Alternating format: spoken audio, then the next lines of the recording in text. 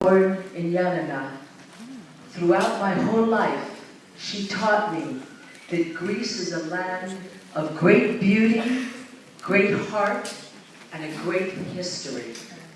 The world knows Greece as the country that founded democracy, which was the first fair and compassionate system of justice.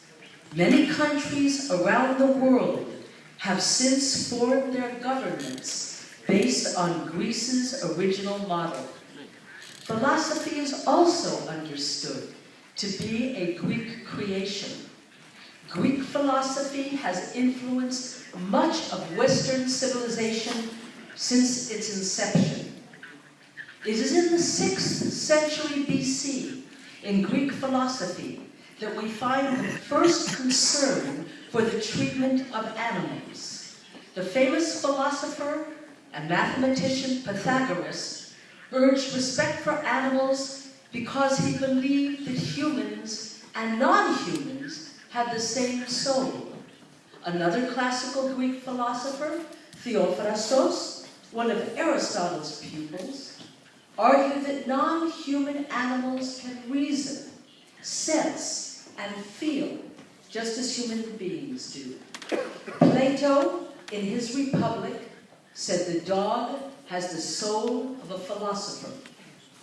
Plutarch wrote several essays arguing that animals were rational and deserving of consideration and compassion.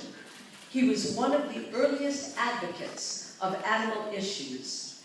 And Plotinus taught that all animals feel pain and pleasure, not just humans, and thus that humans had to treat animals with compassion. The classical Greek philosophers led the way not only to compassion, but also to the roots of crime. As the founder of the Society for the Prevention of Cruelty to Animals said in 1884, quote, "Nearly all of the criminals of the future are now in our public schools and we are educating them. We can mold them now if we will. We may teach a child to shoot a little songbird in springtime with its nest full of young, or we may teach him to feed the bird and spare its nest.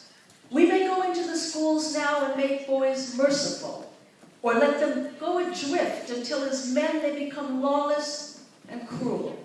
I am sometimes asked, why do you spend so much of your time and money in talking about kindness to animals when there is so much cruelty to men? And I answer, I am working at the roots.